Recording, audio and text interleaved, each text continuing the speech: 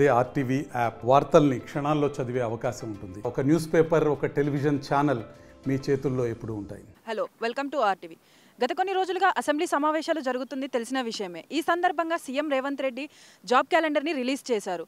2 లక్షల ఉద్యోగాల భర్తీ కోసం రిలీజ్ చేశారు ఈ జాబ్ క్యాలెండర్. మరి ఈ జాబ్ క్యాలెండర్ రిలీజ్ చేసిన తర్వాత ఉస్మానియా యూనివర్సిటీ ఆర్ట్స్ కాలేజ్లో సంబరాలు జరుపుకుంటున్నారు. సీఎం రేవంత్కి పాలాభిషేకం జరిపారు. ఈ విషయమై వాళ్ళు ఎలా స్పందిస్తున్నారు ఏంటి అన్నది వాళ్ళ అభిప్రాయం వారి మాటల్లోనే తెలుసుకుందాం.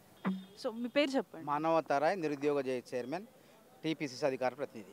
సో ఇన్ని రోజుల నుంచి ఎదురు చూస్తున్న జాబ్ క్యాలెండర్ నిన్న అసెంబ్లీలో రిలీజ్ చేయడం జరిగింది. దానిపైన మీ అభిప్రాయం ఏంటి? చాలా ఆనందంగా ఉంది. నిరుద్యోగులంతా సంబరాల్లో ఉన్నారు. ఎందుకంటే జాబ్ క్యాలెండర్ అనేది నిరుద్యోగుల యొక్క చిరకాల వాంఛ. గత 10 ఏళ్ళు బీఆర్ఎస్ పరిపాలన మేము ఎన్నోసార్లు ఇదే ఆర్ట్స్ కాలేజ్ అడ్డాలో కొట్లాడినాం. జాబ్ క్యాలెండర్ వేయండి, దాని ద్వారా నిరుద్యోగుల్లో గందరగోళం ఉండదు, ఒక ప్రణాళికాబద్ధంగా చదువుకుంటారంటే. నియామకాల పునాదుల మీద ఏర్పడినటువంటి తెలంగాణ కేసీఆర్ ప్రభుత్వం అసలు నియామకాలు లేకుండా నిరుద్యోగుల్ని తీవ్ర నిర్లక్ష్యం చేయడం జరిగింది. కానీ రేవంత్ రెడ్డి గారు ముఖ్యమంత్రి అయిన తర్వాత మొట్టమొదటిసారి యూపీఎస్సీ చైర్మన్తో ఒక 3 గంటల సేపు భేటీ అయ్యి తెలంగాణ నిరుద్యోగులకు ఏ విధంగా లాభం చేయాలన్న ఒక ఆలోచనతో ఆ చైర్మన్ యూపీఎస్సీ యొక్క జాబ్ క్యాలెండర్ నమూనాను పరిశీలించి టీజీపీఎస్సీ జాబ్ క్యాలెండర్ని ఈరోజు అసెంబ్లీలో ప్రకటించి చట్టబద్ధం చేయబోతున్నారు. అందుకు ప్రతి నిరుద్యోగి 30 లక్షల మంది నిరుద్యోగులు వాళ్ళ కుటుంబాలు సంతోషంగా ఉన్నారు. ఎందుకంటే నిరుద్యోగికి ఒక సమయం కావాలి, ఒక ప్రణాళిక కావాలి.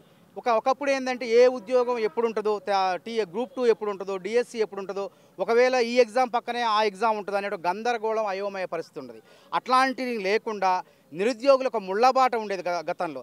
ఆ ముళ్ళ కంచెను, ఆ ముళ్ళబాటను తొలగించి ఒక రాచమార్గం అంటే గందరగోళం లేనటువంటి ఒక స్పష్టమైనటువంటి ప్రణాళికాబద్ధంగా చదువుకునే ఒక జాబ్ క్యాలెండర్ని రేవంత్ రెడ్డి గారు కాంగ్రెస్ ప్రభుత్వం ప్రకటించడం నిజంగా నిరుద్యోగ లోకం హర్షిస్తుంది.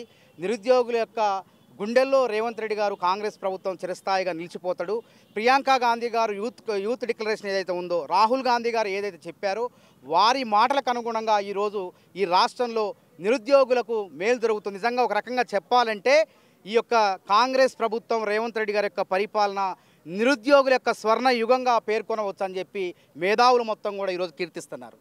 సో అంటే ఇప్పుడు గత ప్రభుత్వంతో పోలిస్తే ఈ ప్రభుత్వంలో నిరుద్యోగులకు న్యాయం జరుగుతుంది అంటున్నారు. 100% న్యాయం జరిగే విధంగా అడుగులు పడినాయి. ఇప్పుడు గతంలో వాళ్ళు 10 ఏళ్లలో 1,60,000 ఉద్యోగాలే సక్రమంగా భర్తీ చేయలేకపోయారు.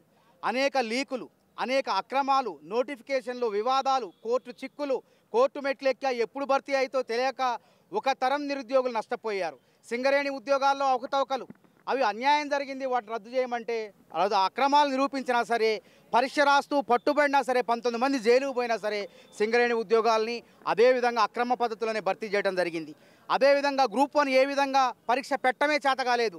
తొలి తెలంగాణలో 2000 ఉమ్మడి రాష్ట్రంలో 11లో వచ్చిన నోటిఫికేషన్ ఆ తర్వాత 13 ఏళ్లుగా గ్రూప్ 1 నోటిఫికేషన్ ఇవ్వటమే చేత కాలేదు. ఇచ్చిన నోటిఫికేషన్ లీకులు చేశారు, సక్రమంగా పటిష్టమైనటువంటి ప్రమాణాలు పాటించలేదు.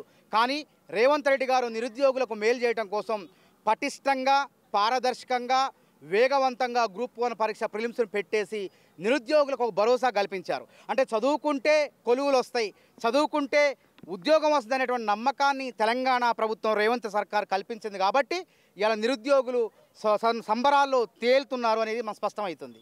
అంటే ఇటు నిరుద్యోగులే కాకుండా ఇటు అందరూ తెలంగాణలో కూడా కొన్ని పథకాలు అనేవి ఇచ్చారు.